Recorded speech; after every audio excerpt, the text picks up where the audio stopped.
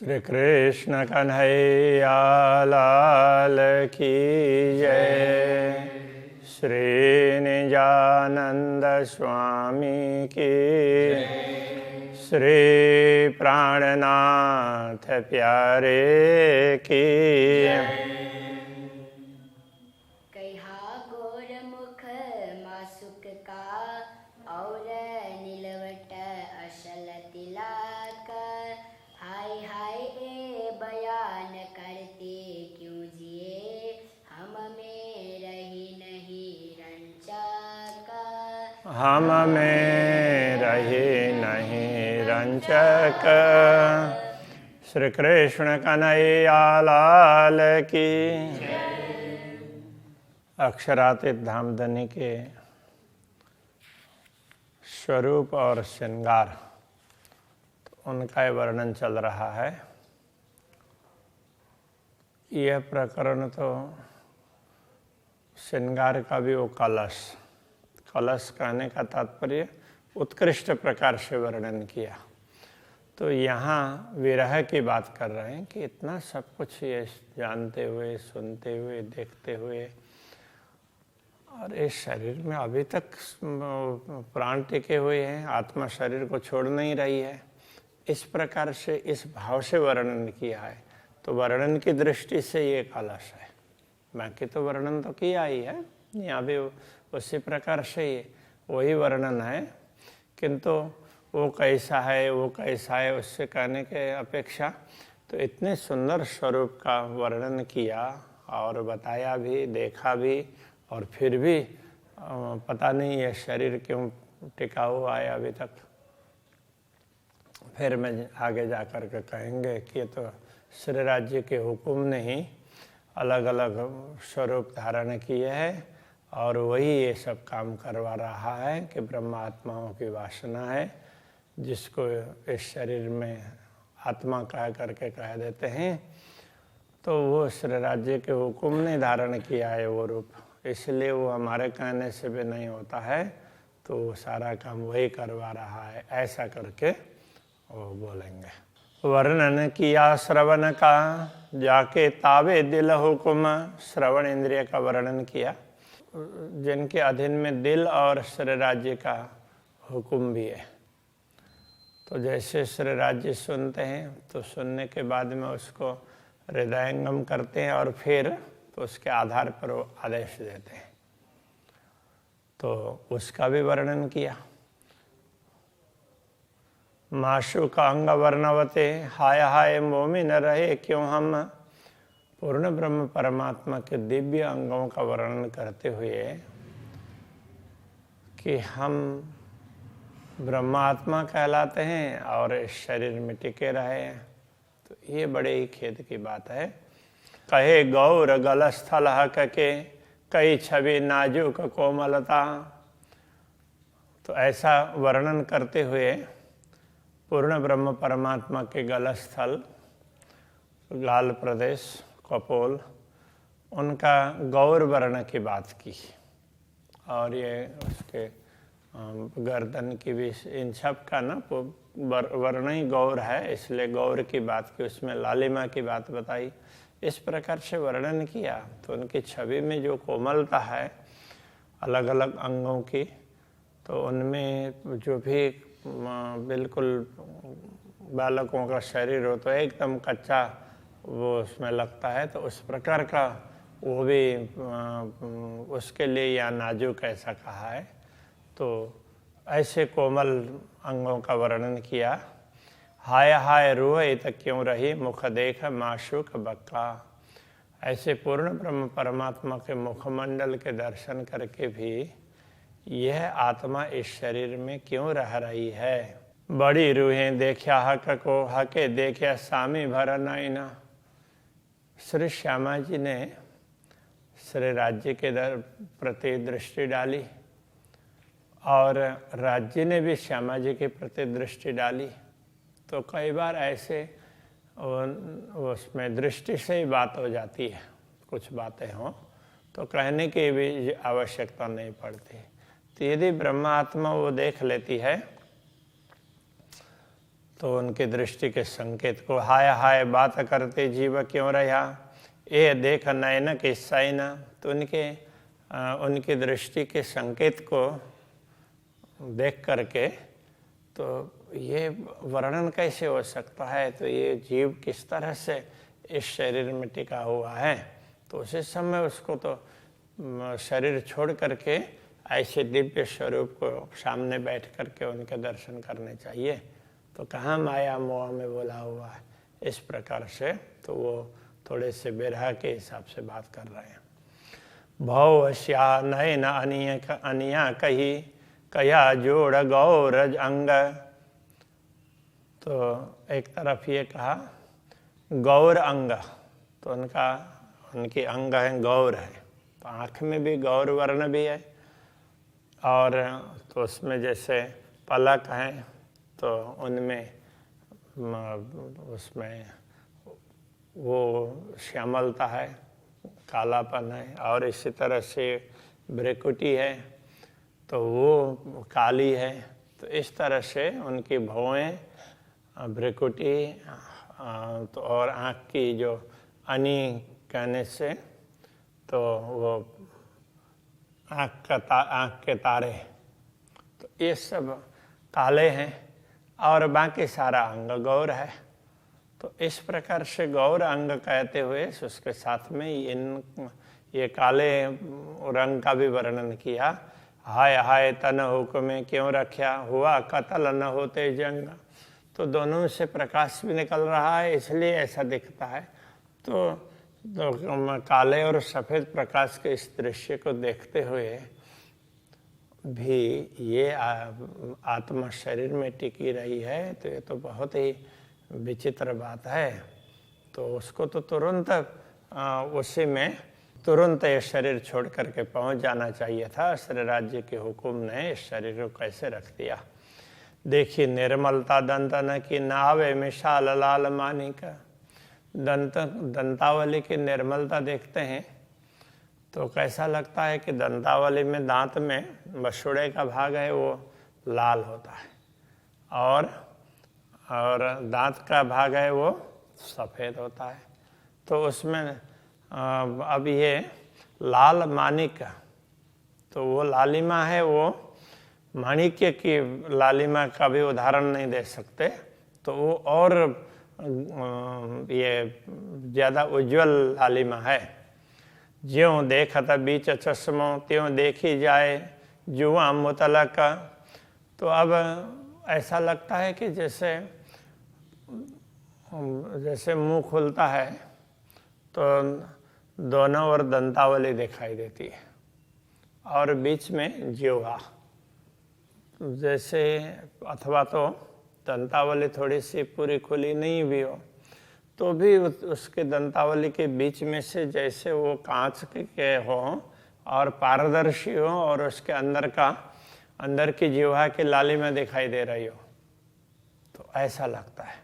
तो जैसे चश्मा ये आईना की है तो इनसे सीधा सीधा दिखाई देता है अंदर की बात, पारदर्शिता है। तो ऐसे कोई भी कांच है उसमें पारदर्शिता है, तो चश्मे का कांच है वो ज़्यादा पारदर्शी है। इस प्रकार से वो कह रहे हैं। तो ये अंदर की जिह्वा भी दिखाई देती है। तो ऐसी निर्मलता है दांत में। कबो हीरा कबो मानिक अंग रंग शोभा कई लेत। तो ये दंतावली है तो कभी तो उनके मसोड़े का भाग दिखता है तो माणिक की तरह से लाल लाल दिखेंगे, और दांत का सफ़ेदपन दिखता है तो हीरे की तरह से लगता है। दो निर्मल आईना का जो दोनों में वो कांच की तरह से पारदर्शिता है। परे होए सो दिखाई देता, तो उससे आगे का भी जो उसमें उससे परे की बात भी दिखाई देती है। कहने का तात्पर्य तो बाहर से देख रहे हैं दांत, तो अंदर जिह्वा है वो भी दिखाई दे रही है। तो ये कहने का तात्पर्य है। लाल का इन आधार की हक कबो दिल में देखावत। तो जब कभी श्रीराज जी तो अपने अधरोष्ट की लालिमा हमारे हृदय में अंकित कर देते हैं, तो बंद बंद जुदे हुए ना पड़े मेरा हैड़ा ने पट सखत। तो मेरे शरीर के तो एक एक संध, तो एक एक जोड़ है वो टूट जाने चाहिए। और तो इस हृदय के भी सारे जॉइंट्स हैं, मतलब वो मसल्स जुड़े हुए हैं, तो वो भी टूट जाना चाहिए और आत्मा श्री राज्य के चरणों में पहुंच जानी चाहिए। किंतु ये हृदय इतना सख्त कठोर है कि आत्मा उसको देह को छोड़ करके राज्य के चरणों में पहुंच ही नहीं रही है। तो इस तरह से वो विरह की बात कर रहे हैं। हक मुख सल्लु की क्यों कहूँ छवि शोभित गौर लाल। तो श्री राज्य के मुखारविंद की सुंदरता की क्या बात करें, तो उनकी छवि है गौर और छवि शोभित गौर गाल। तो उनमें उनके कपोल प्रदेश है, तो उसमें भी वो छवि भी बड़ी ही गौर वर्ण की दिखाई देती है। वर्णन करते ईश्वरता हाय हाय लगिन हैड़े फाल। तो ऐसे दिव्य अंगों का और दिव्य स्वरूप का वर्णन करते हुए तो हमारे हृदय में भाला क्यों नहीं चुभ रहा है। तो भाला चुभ जाता और वो फट जाता और फिर तो हमारे प्राण उड़ जाते और आत्मा सीधा चली जाती।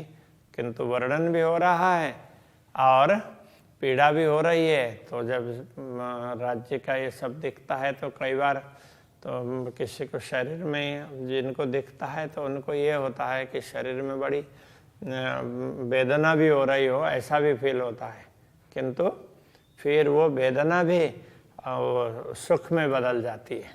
इसलिए कहते हैं एता सुख तेरे विरह में तो कौन सुख हो सी विहार। तो वो वेदना भी बिल्कुल सुख में बदल जाती है। तो उसको लेकर के एकदम जैसे दूसरी पीड़ा है उस तरह से नहीं होती है।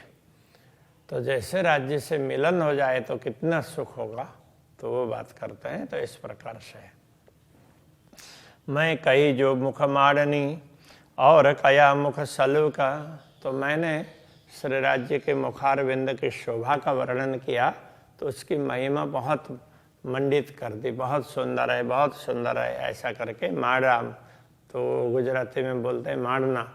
तो हमने बहुत उसको बढ़ा चढ़ा करके मंडित किया। ये कहते सल्लु की मेरा अंग हाय हाय हो न गया टूक टूक। मुखमंडल की सुंदरता का वर्णन करते हुए तो मेरा ये दिल अथवा ये शरीर है वो टुकड़े टुकड़े क्यों नहीं हुआ। कई गौर हरवटिया का की ला कपर लाल अधूर। तो श्री राज्य का चिबुक है वो बड़ा गौर वर्ण का है, और लाख तो चिबुक के ऊपर यहाँ गहराई है, उसके ऊपर में ओष्ठ है, तो ओष्ठ की लालिमा। कई दंत जुआ बीड़ी मुख, तो दंतावली और दांतों के बीच में दबाया हुआ बीड़ा, उसकी भी बात कही मैंने वर्णन करते हुए। तो ये सारा हाय हाय रुआ क्यों रही सुन मधुर। तो श्री राज्य के मुखमंडल की माधुरी सुंदरता, तो उसको सुन सुन करके ये आत्मा कैसे शरीर में टिकी हुई है। तो इसको तो तुरंत राज्य के चरणों में पहुंच जाना चाहिए। तो एक प्रकार से ये उनके माधुर्य का ही विरह के भाव से वर्णन कर रहे हैं। लाल अधुर कहे मासुक के सो दिल भी देखी लाल का। श्री राज्य के अधर ओष्ठ तो वो लाल लाल दिखाई दिए, और सो दिले भी देखी लाल के, वो दिल में भी वो लालिमा अंकित हुई है। ये देख लो मेरा क्यों रया सुख न गया माहे पलक। तो ये सब देखने पर भी अभी तक ये शरीर में रक्त संचार हो रहा है। इसमें तो उसको प्राप्त करने के लालसा में तो शरीर में आग लगनी चाहिए, और तो ये रक्त सूख जाना चाहिए। अभी तक क्यों टिका हुआ है, इस प्रकार से कह रहे हैं। माए पलक मतलब एक क्षण में तो सूख ही जाना चाहिए। कंठ खबे बंद बंद का नख सिक किया वर्णन। मैंने कंठ की स्कंद प्रदेश और ये जॉइंट्स है उन सब का नख सिक किया वर्णन। नख से लेकर के शिखा पर्यंत का वर्णन किया है। हाय हाय जीवरा मेरा क्यों रहा, टूटा ना अंतःकरण। इतना सब करने पर भी मेरे अंतःकरण टूटे नहीं, और ये जीव इसी शरीर में पड़ा हुआ है, ये चेतना आत्मा इसी शरीर में पड़ी है। ये कितने खेद की बात है। वर्णन किया बकाह का मैं हुक्म लिया दिल लियाए।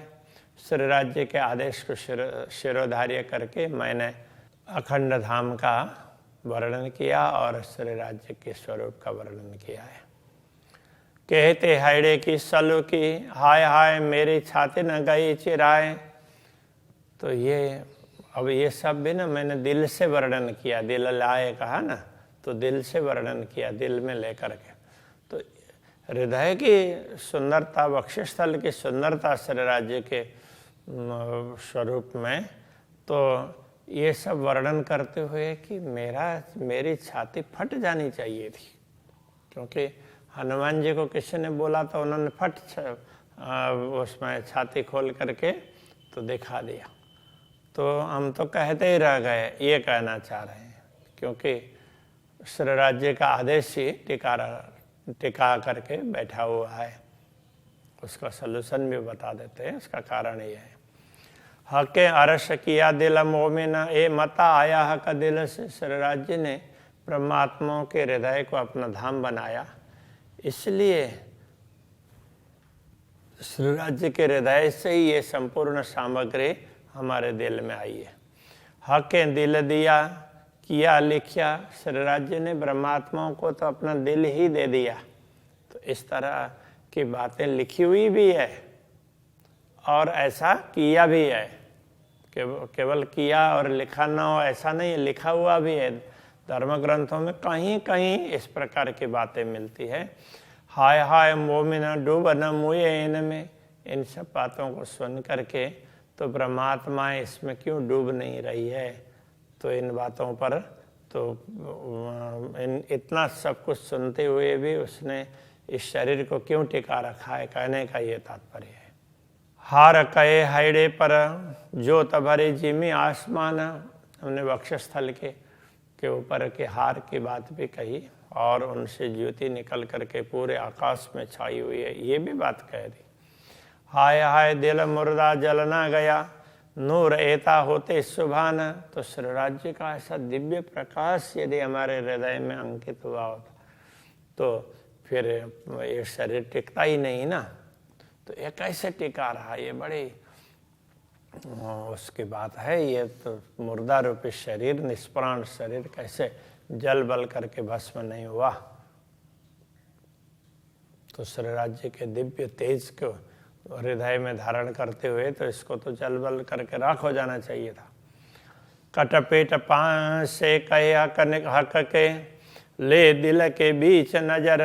तो श्री राज्य के कटी प्रदेश, पेट, पसलियाँ और इन सब को हृदय में लेकर के इनका वर्णन भी किया और हृदय में धारण भी कर लिया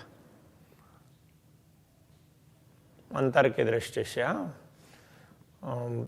ले दिल के बीच नजर, दिल की नज़र से इनको धारण किया, अंतर्दृष्टि से देखा। हाय हाय ख्वाबी तन क्यों रहा, ये दिल को लेकर। तो इस दिल को लेकर के ये ख्वाबी तन नश्वर शरीर कैसे टिका रहा। कांध पीठ लीक सलू की, कई इलम दिल दे। तो कांध, कंधा, पीठ का भाग, लीक पीठ के बीच में वो गहराई है उसके, सलू की उसकी सुंदरता, कई इलम दिल दे। तो इस ब्रह्म ज्ञान नहीं, ब्रह्म ज्ञान के द्वारा ही ये सब कह दिया, लेकिन कहा दिल से। हाय हाय हुक्म ए तन क्यों रखा, जो हुक्म बैठा हुज्जत रूहले। तो श्री राज्य के आदेश ने अभी तक इस शरीर को क्यों टिका करके रखा है। तो उसके लिए कह रहे हैं, तो बड़े खेद की बात है, इसने टिका रखा है। तो इसका कारण ये, जो हुक्म बैठा हुज्जत रूहले।